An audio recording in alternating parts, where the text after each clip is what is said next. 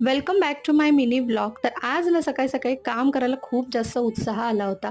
बरीचशी कामं घरातली मी सकाळी लवकर आवरून घेतली आणि तुम्हाला दाखवते बाल्कनीमध्ये म्हणजे आमच्या ग्रिलमध्ये ना खूप सुंदर असं सदाफुलीचं फूल आलं होतं आणि खूप दिवसानंतर आलं होतं.